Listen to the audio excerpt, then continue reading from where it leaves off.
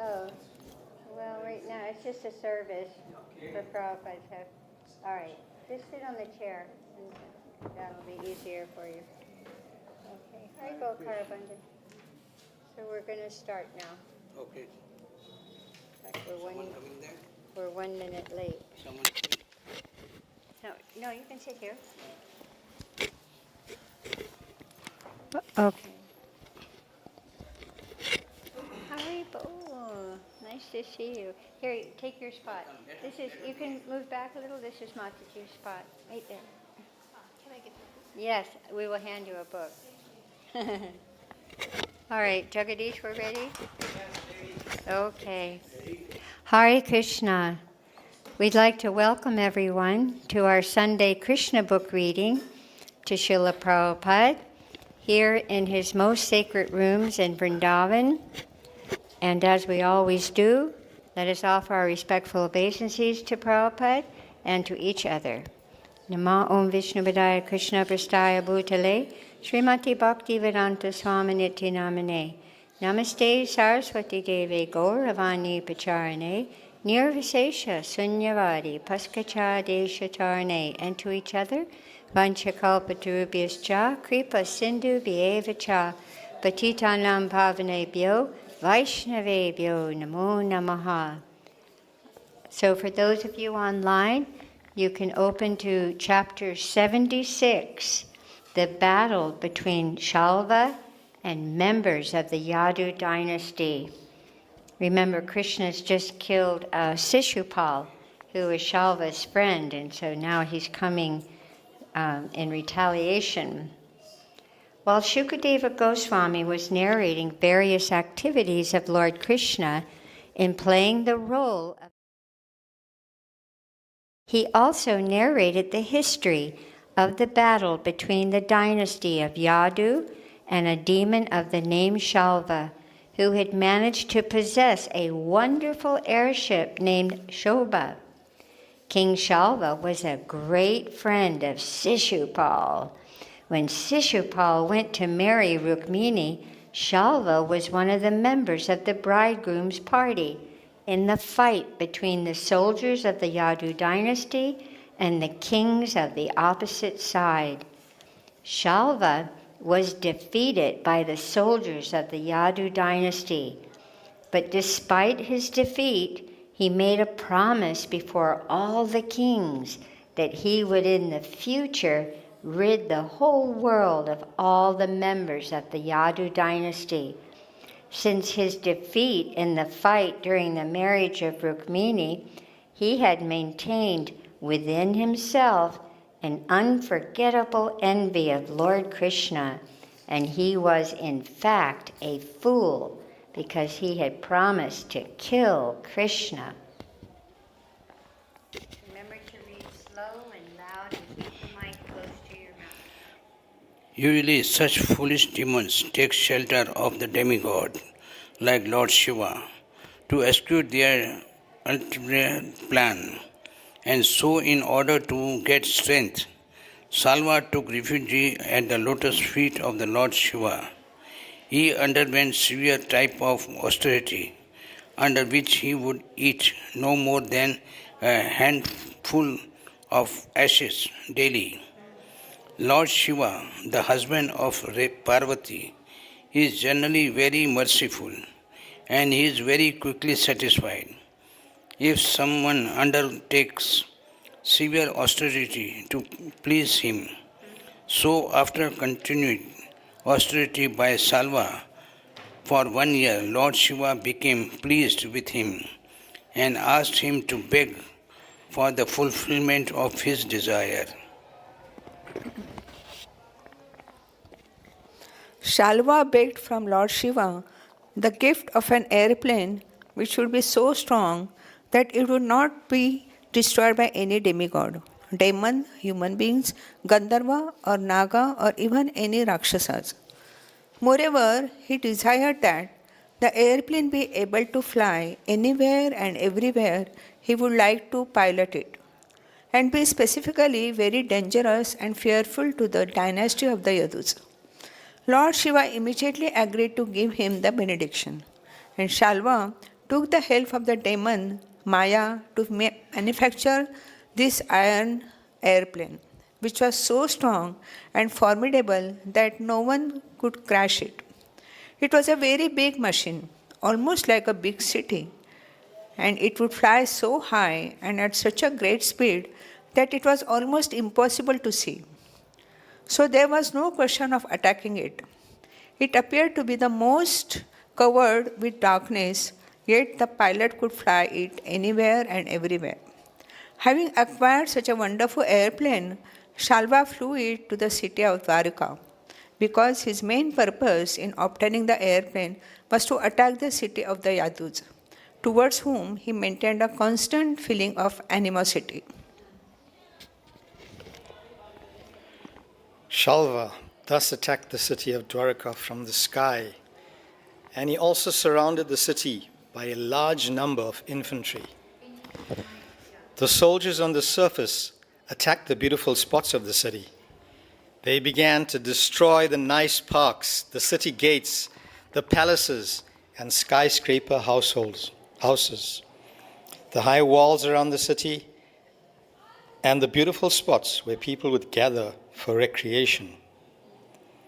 While the soldiers attacked on the surface, the airplane began to drop big slabs of stone, tree trunks, thunderbolts, poisonous snakes, and many other dangerous things. Shalva also managed to create such a strong whirlwind within the city that all of Dwarka became dark because of the dust that covered the sky. The airplane occupied by Shalva put the entire city of Dwarka into distress equal to that caused on the earth long, long ago by the disturbing activities of Tripurasur. The inhabitants of Dwarakapuri became so harassed that they were not peaceful, not even for a moment. I don't know. Last paragraph.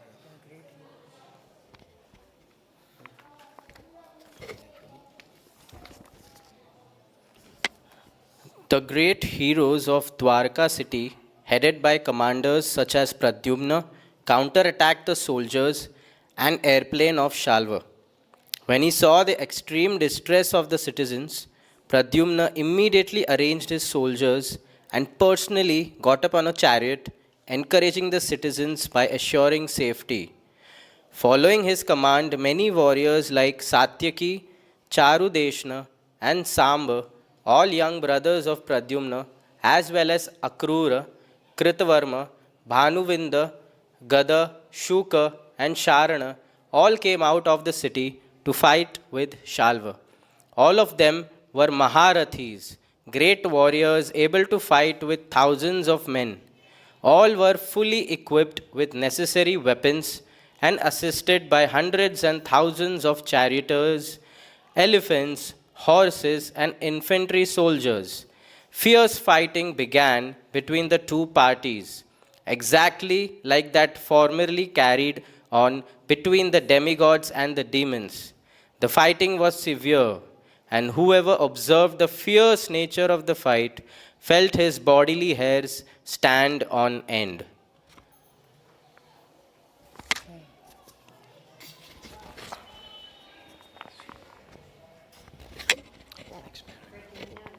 Pr- Pradyum. I have phone. He doesn't know English. Pradyumna immediately counteracted the mystic demonstration occasioned by the airplane of Shalva, the king of Sobha. By the mystic power of the airplane, Shalva had created a darkness as dense as night. But Pradyumna all of a sudden appeared like a rising sun. As with the rising of the sun, the darkness of the night is immediately dissipated. With the appearance of Pradyumna, the power exhibited by Shalva became null and void. Each of Pradyumna's arrows had a golden feather at the end. and the shaft was fitted with a sharp iron head. By releasing 25 such arrows, Pradyumna severely injured Salva's commander-in-chief. He then released another 100 arrows toward the body of Shalva. After this, he pierced each and every soldier by releasing one arrow. He killed the chariot drivers by firing 10 arrows at each one of them, and he killed the carriers like the horses and elephants by releasing 3 arrows directed toward each one. When everyone present on the battlefield saw this wonderful feat of Pradyumna's, the great fighters on both sides praised his acts of chivalry.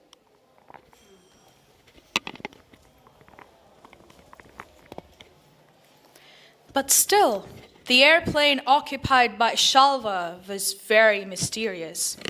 It was so extraordinary that sometimes many airplanes would appear to be in the sky, and sometimes there were apparently none. Sometimes the plane was visible, and sometimes not visible, and the warriors of the Yadu dynasty were puzzled about the whereabouts of the peculiar airplane. Sometimes they would see the airplane on the ground, sometimes flying in the sky, sometimes resting on the peak of a hill, and sometimes floating on the water. The wonderful airplane flew in the sky like a whirling firebrand. It was not steady even for a moment.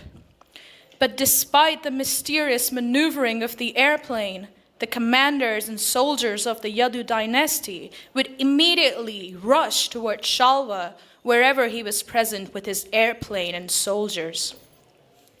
The arrows released by the dynasty of the Yadus were as brilliant as the sun and as dangerous as the tongues of serpents.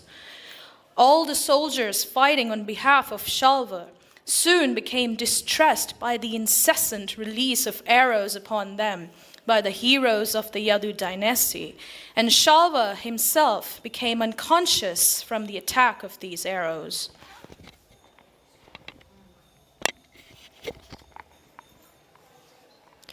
The soldiers fighting on behalf of Shalva were also very strong, and the release of their arrows also harassed the heroes of the Yadu dynasty.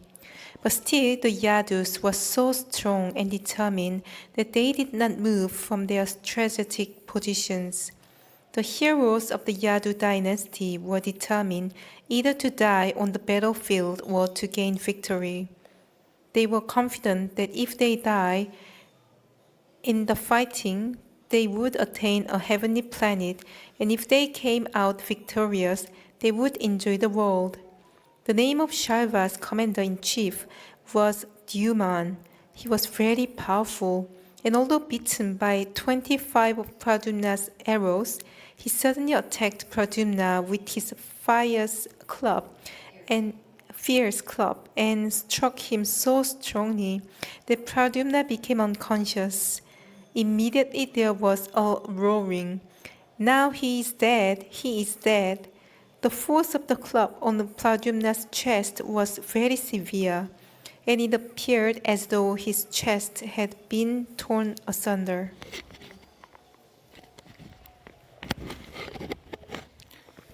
Pradyumna's chariot was being driven by the son of Dharuka.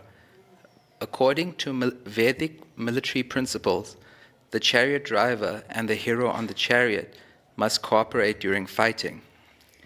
As such, because it was the duty of the chariot driver to take care of the hero on the chariot during the dangerous and precarious fighting, Dharuka's son removed Pradyumna from the battlefield. 2 hours later, in a quiet place, Pradyumna regained consciousness, and when he saw he was in a place other than the battlefield, he addressed the charioteer and condemned him. Oh, you have done the most abominable act. Why have you removed me from the battlefield, my dear charioteer?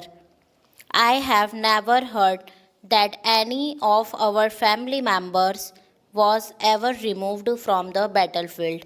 None of them left the battlefield while fighting. By this removal, you have overburdened me with a great defamation.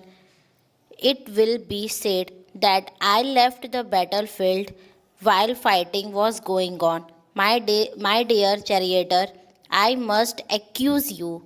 You are a coward and a emasculator. Tell me, how can I go before my uncle Balram and my father Krishna? And what shall I say before them? Everyone will talk about me and say that I fled from the fighting place. And if they inquire from me about this, what will be my reply? My sister in law will play jokes upon me with sarcastic words. My dear hero, how have you become such a coward? How have you become a eunuch? How have you become so low in the eyes of the fighters who opposed you? I think, my dear charioteer, that you have committed a great offense by removing me from the battlefield. Hare Krishna. The charioteer of Pradyumna replied, "My dear sir, I wished a long life for you. I think that I did nothing wrong, for it is my duty of charioteer to help the fighter in the chariot when he is in a precarious condition.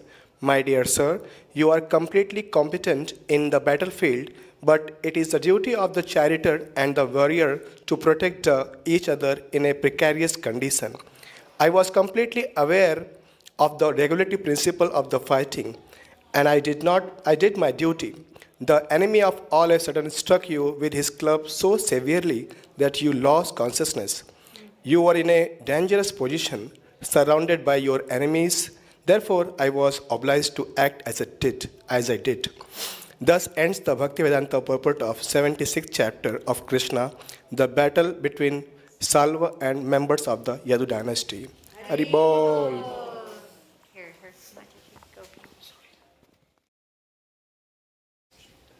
Jai Srila Prabhupada. Jai Sri Krishna. The Deliverance of Salva, chapter 77. After talking with his charioteer, the son of Daruka, Pradyumna, could understand the real circumstances. Therefore, he refreshed himself by washing his mouth and hands, and after arming himself properly with the bows and arrows, he asked his charioteer to take him near the place where Salva's commander-in-chief was standing.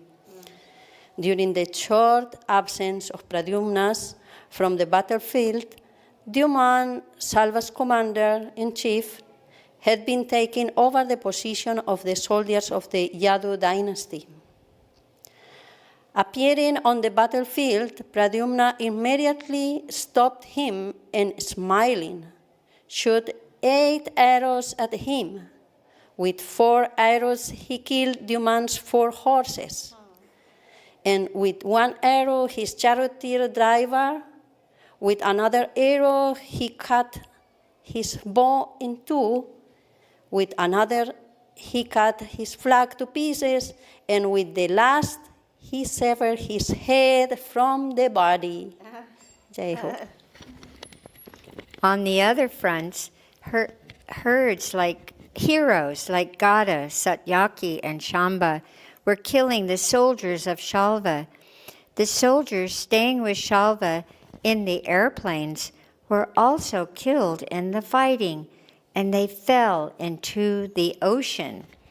Each party began to strike the opposite party very severely in a fierce, dangerous battle that continued for 27 days without stopping. While the fight was going on the city of Dwarka, Krishna was staying at Indraprastha with the Pandavas and King Yudhishthira.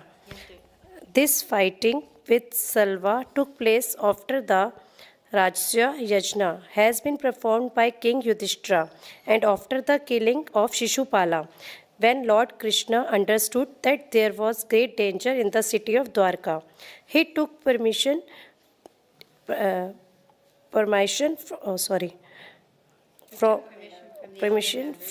the elder members of the Pandava family, especially from his aunt Kunti Devi, and started immediately for Dwarka.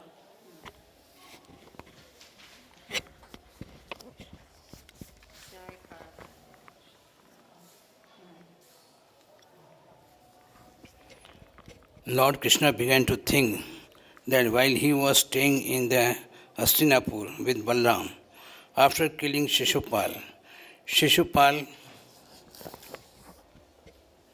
men must have attacked Dwarka.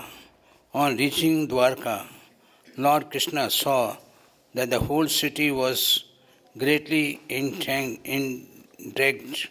He placed Balramji in the straightened position for protection of the city, and he himself asked his charioteer Daru to prepare to start. He said, Daru, please immediately take me to where Salva is staying.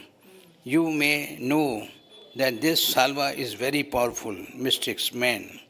Don't fear him in the least. As soon as he got his order from Lord Krishna, Daru had him seated on the chariot and drove very quickly towards Salva.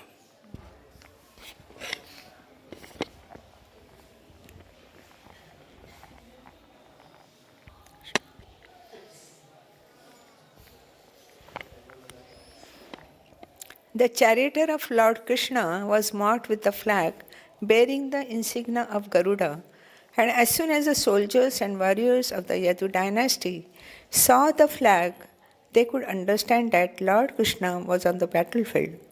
By this time, almost all the soldiers of the Shalva had been killed. But when Shalva saw that Krishna had come to the battlefield, he released a great powerful weapon which flew through the sky with a roaring sound like a great meteor. It was so bright that the whole sky was lit up by its presence. But as soon as Lord Krishna appeared, he tore the great weapon into the hundreds and thousands of the pieces by releasing his own arrows.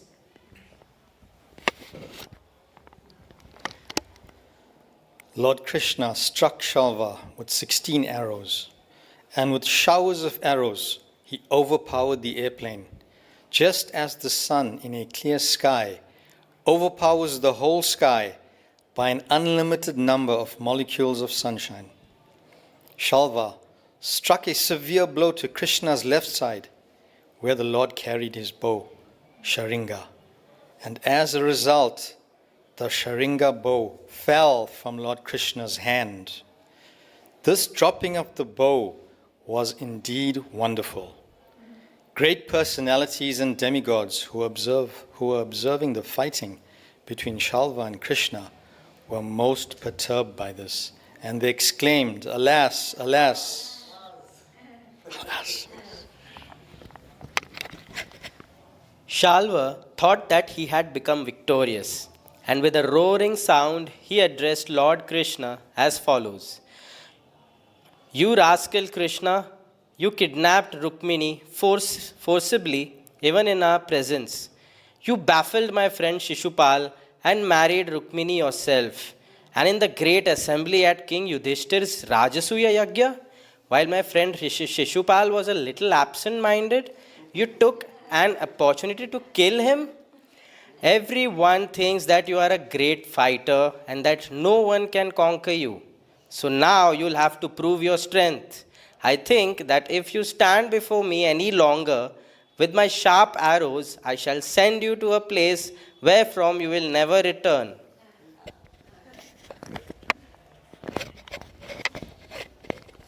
To this, Lord Krishna replied, "Foolish Shalva, you are talking nonsensically.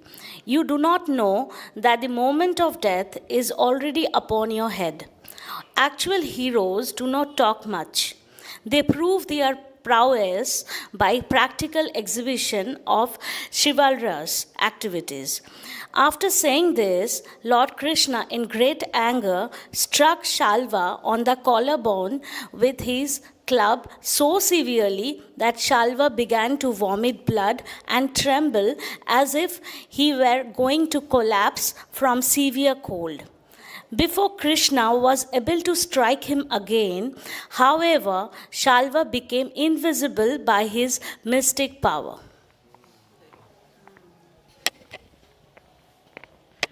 Within a few moments, a mysterious, unknown man came before Lord Krishna. Crying loudly, he bowed down at the Lord's lotus feet and said to him, "Since you are the most beloved son of your father, Vasudeva, your mother Devaki has sent me to inform you of the unfortunate news that Shalva has arrested your father and taken him away by force, just as a butcher mercilessly takes away an animal." When Lord Krishna heard this unfortunate news from the unknown man, he at first became most perturbed, just like an ordinary human being. His face showed signs of grief, and he began to cry in a piteous tone. "How could that happen? My brother, Lord Balaram, is there, and it is impossible for anyone to conquer Balaramji. He is in charge of Dwarka city, and I know he is always alert. How could Shalva possibly enter the city and arrest my father in that way? Whatever Shalva may be, his power is limited. So how could it be possible that he has conquered the strength of Balaramji and taken away my father, arresting him as described by this man? Alas, destiny is, after all, very powerful."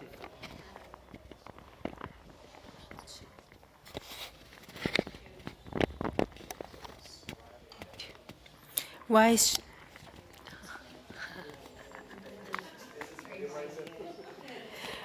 Sri Krishna was thinking like this, Shalva brought before him in custody a man exactly resembling Vasudeva, his father. These were all creations of the mystic power of Shalva.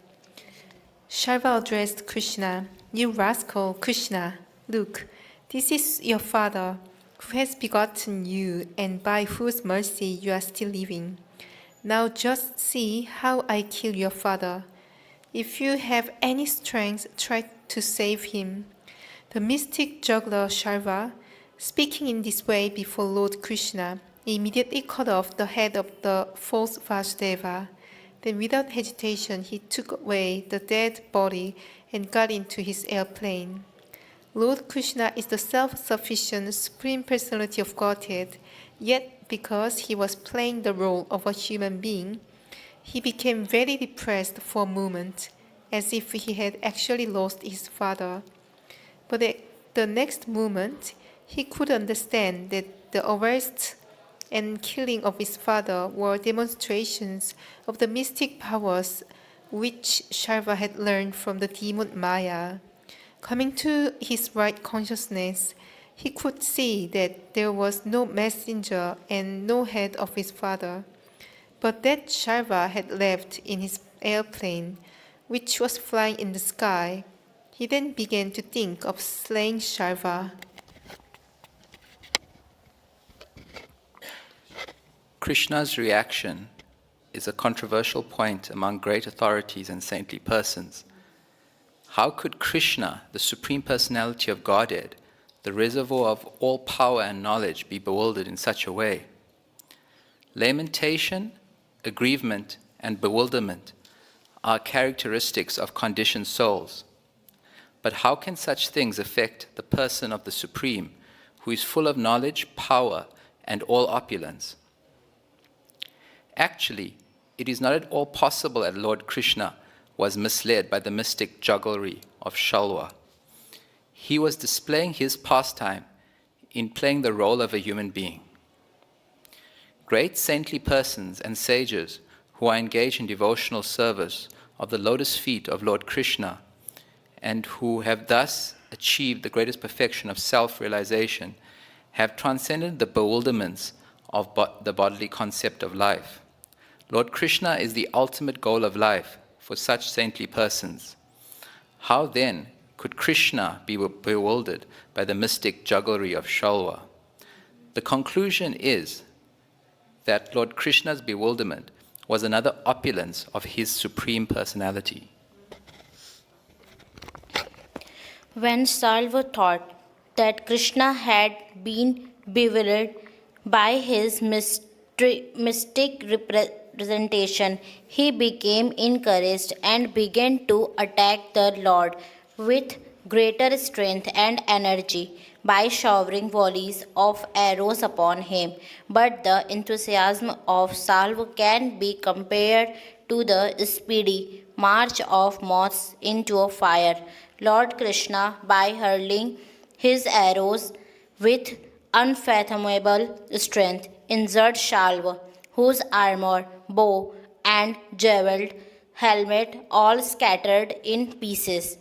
With a crashing blow from Krishna's club, Shalva's wonderful airplane burst into pieces and fell into the sky, in the sea. Salva was very careful, and instead of crashing with the airplane, he managed to jump onto the land. He again rushed toward Lord Krishna. When Salva ran swiftly to attack Krishna with his club, Lord Krishna cut off his hand, which fell to the ground with the club. Finally, deciding to kill him, the Lord took up his wonderful disc, which shone like the brilliant sun at the time of the dissolution of the material creation. When Lord Krishna stood up with his disc to kill Salva, he appeared just like a mountain with the red sun rising over it. Lord Krishna then cut off Salva's head, and the head, with its earring and helmet, fell to the ground. Shalva was thus killed in the same way that Vratasur was killed by Indra, the king of heaven.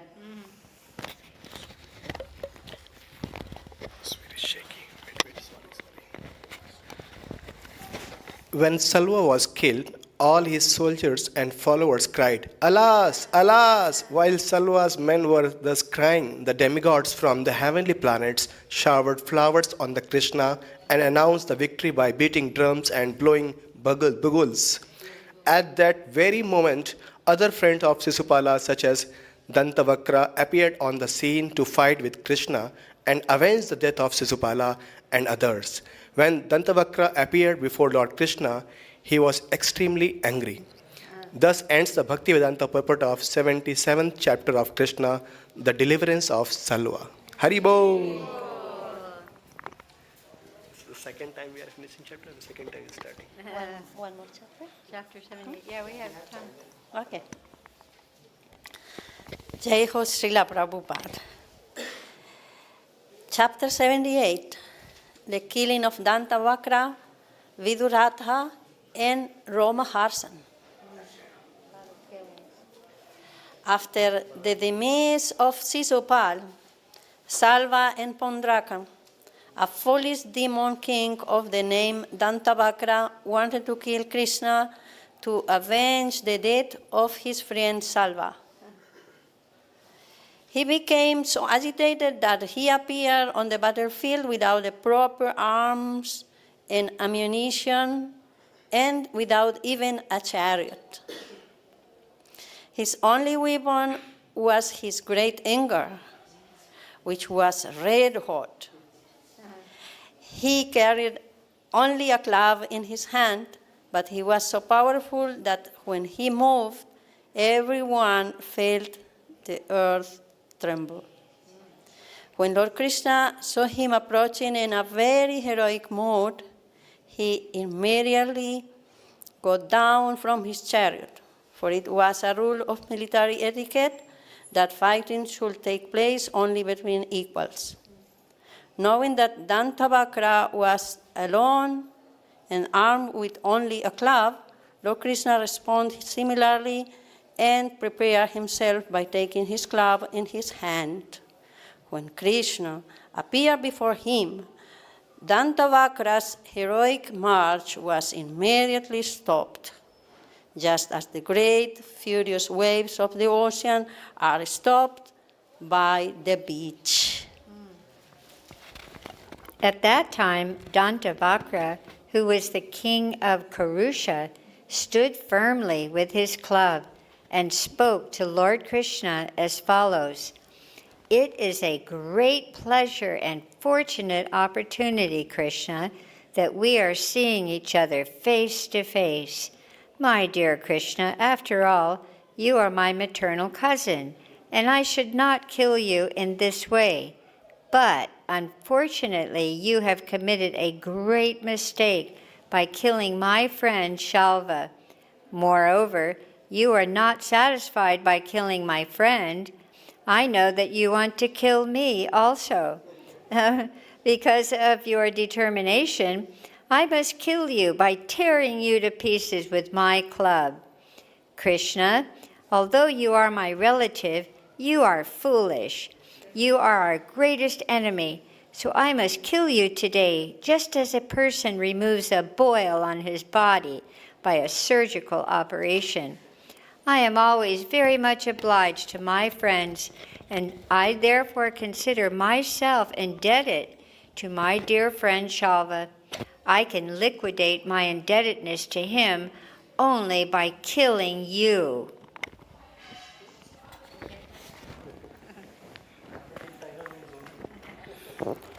As the caretaker of an elephant tries to control the animal by striking it with his trident, Dandavakra tried to control Krishna simply by speaking strong words. After finishing his vituperation, he struck Krishna on the head with his club and made a roaring sound like a lion. But Krishna, although struck strongly by the club of Dandavakra, did not move even an inch, nor did he feel any pain. Taking his Krishna Kumari Dikki club and moving very skillfully, Krishna struck Dandavakra's chest so fiercely that Dandavakra's heart split into twain. As a result, Dandavakra began to vomit blood. His hair scattered and he fell to the ground, spreading his hands and legs. Within only a few minutes, all the remains of Dandavakra was a dead body on the ground. After the death of Dandavakra, just at the time of Shishupal's death, the presence of all the persons standing there, a small particle of spiritual effulgence came out of the demon's body and very wonderfully mingled into the body of Lord Krishna. Dantavakra had a brother named Vidurata, who was overwhelmed with grief at Dantavakra's death. Out of grief and anger, Vidurata was breathing very heavily, and just to avenge the death of his brother, he appeared before Lord Krishna with a sword and a shield in his hand. He wanted to kill Krishna immediately. When Lord Krishna understood that Vidurata was looking for the opportunity to strike him with his sword, he employed his Sudarshana Chakra, his razor-sharp disc, and without delay cut off Vidurata's head with its helmet and earrings.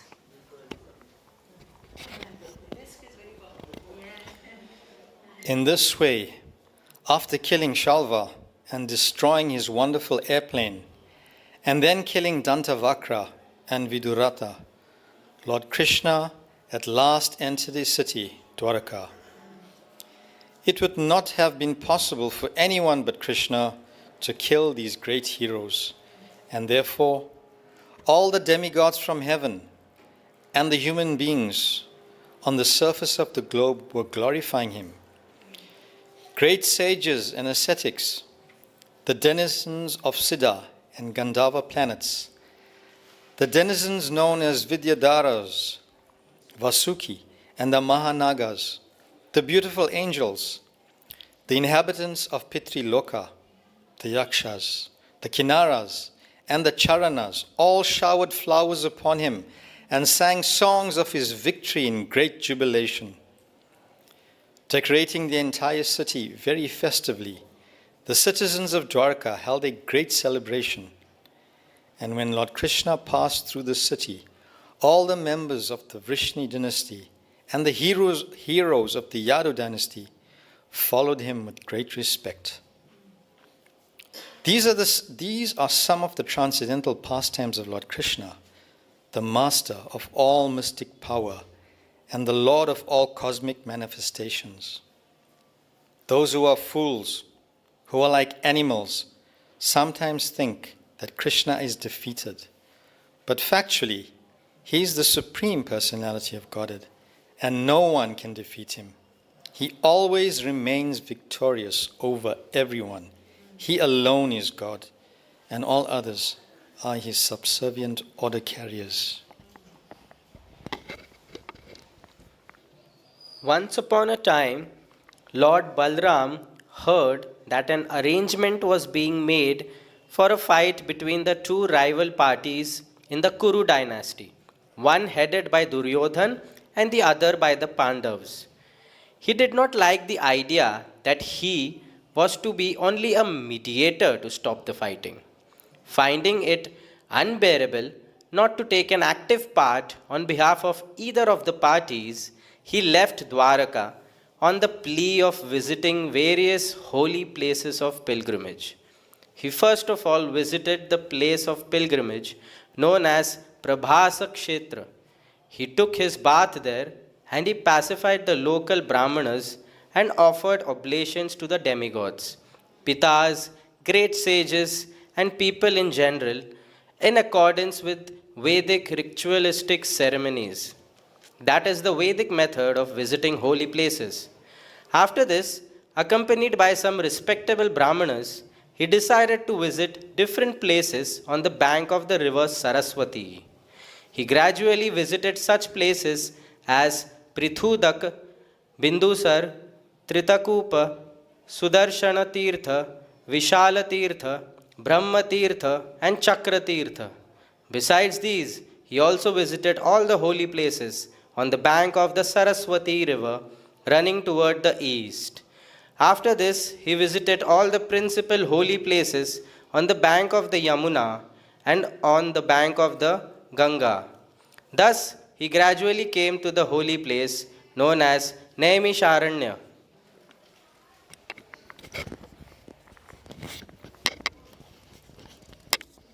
Naimisharanya is still existing in India, and in ancient times it was especially used for the meetings of great sages and saintly persons with the aim of understanding spiritual life and self-realization. When Lord Balram visited that place, there was a great sacrifice being performed by a great assembly of transcendentalists. Such meetings were planned to last thousands of years. When Lord Balram arrived, all the participants in the meeting, great sages, ascetics, Brahmanas, and learned scholars, immediately arose from their seats and welcomed him with great honor and respect. Some offered him respects by standing up and then paying obeisances, and those who were elderly great sages and Brahmanas offered him blessings after standing up. After this formality, Lord Balram was offered a suitable seat and everyone present worshipped him. Everyone in the assembly stood up in the presence of Balram because they knew him to be the Supreme Personality of Godhead. Education or learning means to understand the Supreme Personality of Godhead. Therefore, although Lord Balram appeared on the earth as a Kshatriya, all the Brahmanas and sages stood up because they knew who Lord Balram was.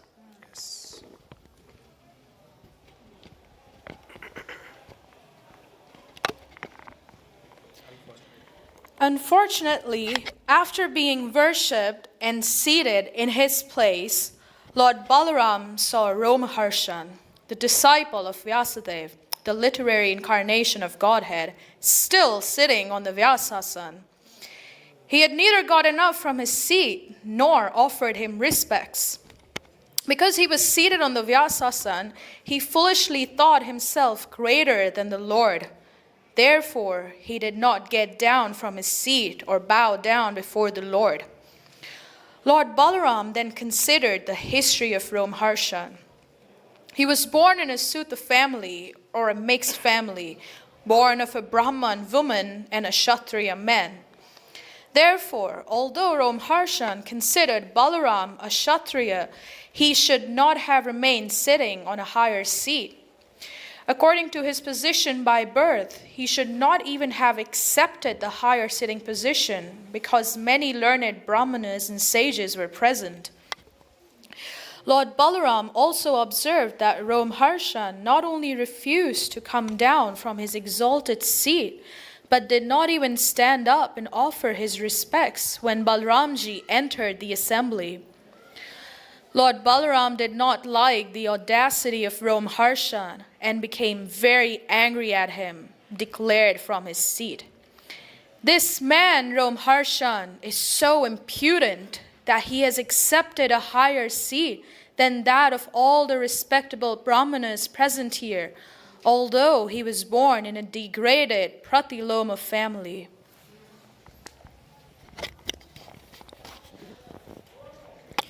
When a person is seated on the Vyasasana, he does not generally have to stand to receive a particular person entering the assembly.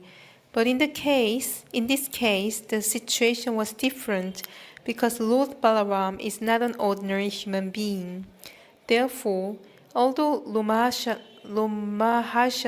Sutta was voted to the Vyasasana by all the Brahmanas, he should have followed the behavior of other learned sages and Brahmanas present and should have known that Lord Balaram is the Supreme Personality of Godhead. Respects are always due him, even though such respects can be avoided in the case of an ordinary man. The appearance of Krishna and Balaram is especially meant for re-establishment of the religious principles. As stated in the Bhagavad Gita, the highest religious principle is to surrender to the Supreme Personality of Godhead. Srimad Bhagavatam also confirms that the topmost perfection of religion is to be engaged in the devotional service of the Lord.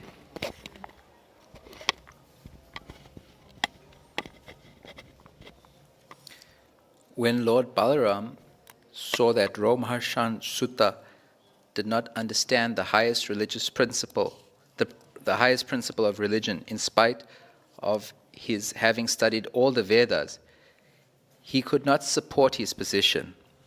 Romharshan Sutta had been given the chance to become a perfect Brahmana, but because of his ill behavior in his relationship with the Supreme Personality of Godhead, his low birth was immediately remembered. Romharshan Sutta had been given the position of a Brahmana, but he had not been born in the family of a Brahmana. He had been born in a Pratiloma family. According to the Vedic concept, there are two kinds of mixed family heritage, called Anuloma and Pratiloma. When a male is united with a female of a lower caste, the offspring is called Anuloma. And when a male unites with a woman of a higher caste, the offspring is called Pratiloma. Romharshan Sutta belonged to a Pratiloma family, because his father was a Kshatriya and his mother was a Brahmana. Because Ramharshana's transcendental realization was not perfect, Lord Balaram remembered his Pratiloma heritage. The idea is that any man may be given the chance to become a Brahmana, but if he improperly uses the position of a Brahmana without actual realization, then his elevation to the Brahmanical position is not valid. After seeing the deficiency of realization in Ramharshan Sutta, Lord Balaram decided to chastise him for being puffed up. Lord Balaram therefore said, "This man is liable to be awarded the death punishment because although he has the good qualification of being a disciple of Lord Vyasadeva, and although he had studied all the Vedic literature from this exalted personality, he was not submissive in the presence exalted personality. He was not submissive in the presence of the Supreme Personality of Godhead. As stated in the Bhagavad Gita, a person who is actually a Brahman and is very learned must automatically become very gentle also. But although Ramharshan Sutta was very learned and had been given the chance to become a Brahmana, he had not become gentle. From this, we can understand that one who is puffed up by material acquisitions cannot acquire the gentle behavior befitting a Brahmana. The learning of such a person is a good as a valuable jewel decorating the hood of a serpent. Despite the valuable jewel on the hood, a serpent is still a serpent and is as fearful as an ordinary serpent. If a person does not become a meek and humble, all his studies of the Vedas and Puranas and his vast knowledge of the Shastras are simply outward dress, like the costume of a theatrical artist dancing on the stage. Lord Balaram considered, "I have appeared in order to chastise false persons who are internally impure but externally pose themselves as very learned and religious. My killing of such person is proper to check them from further sinful activity."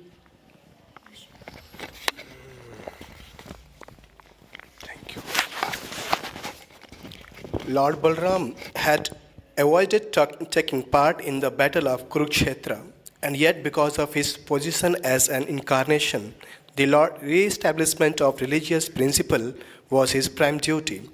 Considering these points, he killed Ramharsana Sutta simply by striking him with a kusa straw, which was nothing but a blade of grass. If someone questions how Lord Balaram could kill Ramharsana Sutta simply by striking him with a blade of kusha, grass, the answer is given in Srimad Bhagavatam. By the use of this word Prabhu, Master, the Lord's position is always transcendental. And because he is omnipotent, he can act as he likes without being obliged to follow the material laws and principles. Thus, it was possible for him to kill Ramharsana Sutta simply by striking him with a blade of kusha grass. Jai Lord Balaram, Jai Srila Prabhupada. At the death of Ramharshan Sutta, everyone present became much aggrieved and cried out, "Alas, alas!" Although all the Brahmanas and sages present knew Lord Balaram to be the Supreme Personality of Godhead, they did not hesitate to protest the Lord's action. They humbly submitted, "Our dear Lord, we think that your action is not in line with the religious principles. Dear Lord Yadunandan, we may inform you that we Brahmanas post Romahar Sansuta on that exalted position for the duration of this great sacrifice. He was seated on the Vyasasan by our election, and when one is seated on the Vyasasan, it is improper for him to stand up to receive a person. Moreover, we awarded Romahar Sansuta an undisturbed duration of life. Under the circumstances, since your lordship has killed him without knowing all these facts, we think that your action is equal to killing a Brahmana. Dear Lord, deliverer of all fallen souls, we know for certain that you are the knower of all Vedic principles. You are the master of all mystic powers. Therefore, the Vedic injunctions cannot ordinarily be applied to you. But we respectfully advise you to show your causeless mercy upon others by kindly atoning for this killing of Romahar Sansuta. We do not, however, suggest what kind of act you should perform to atone for killing him. We simply suggest that you adopt some method of atonement so that others may follow your actions. What is done by a great personality is followed by the ordinary man. The Lord replied, "Yes, I must atone for this action, which may have been proper for me, but is improper for others. Therefore, I think it is my duty to execute a suitable act of atonement enjoined in the authorized scriptures. Simultaneously, I can also give this Romaharshan Sutta life again, with a span of long duration, sufficient strength, and full power of the senses. Not only this, but if you desire, I shall be glad to award him anything else you may ask. I shall be very glad to grant all these boons to fulfill your desires." This statement by Lord Balaram definitely confirms that the Supreme Personality of Godhead is free to act in any way. Although his killing of Romaharshan Sutta may be considered improper, he could immediately counteract it with the greater profit to all. Therefore, one should not imitate the action of the Supreme Personality of Godhead. One should simply follow the instruction of the Lord. All the great learned sages present realize that although they consider the action of the Lord Balaram improper, the Lord was immediately able to compensate with a greater profits. Not wanting to detract from the mission of the Lord in killing of Romaharshan Sutta, all of them prayed, "Our dear Lord, the uncommon use of your kusa weapon to kill Romaharshan Sutta may remain as it is because you desire to kill him. He should not be brought to life again. At the same time, your Lordship may remember that we sages and the Brahmanas voluntarily gave him long life. Therefore, such benediction should not be nullified." Thus, the request of the learned Brahmana in the assembly was ambiguous because they wanted to keep intact their benediction. The Lord Romaharshan Sutta should continue to live until the end of the great sacrifice. But at the same time, they did not want to nullify Balaram's killing him.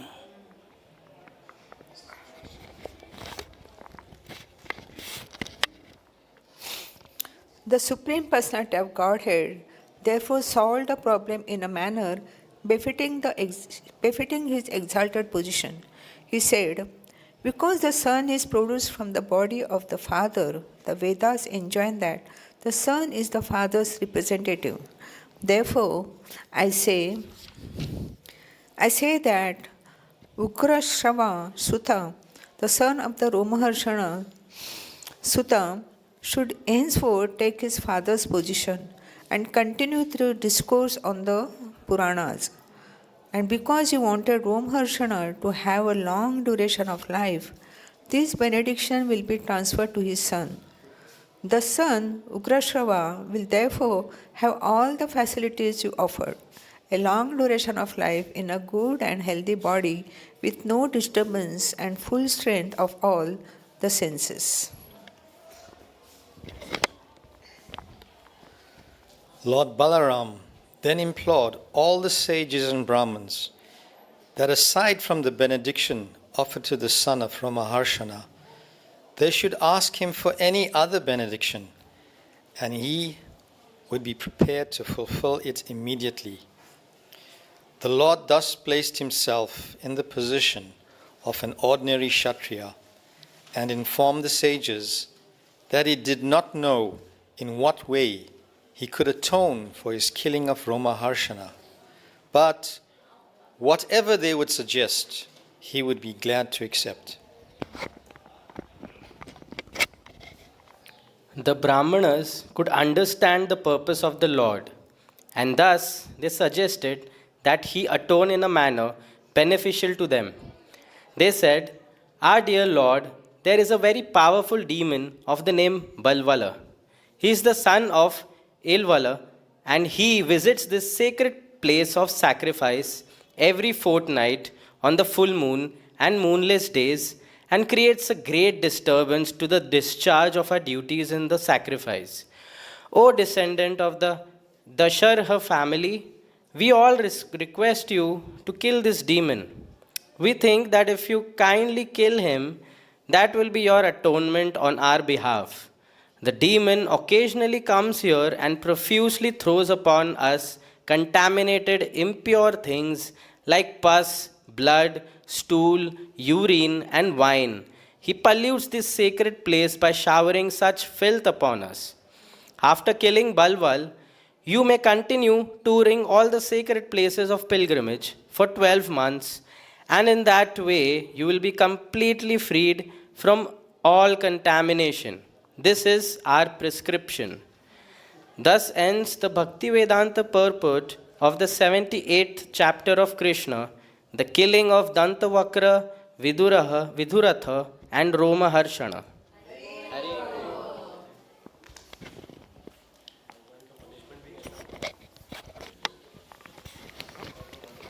So that concludes our hour of reading to Srila Prabhupada.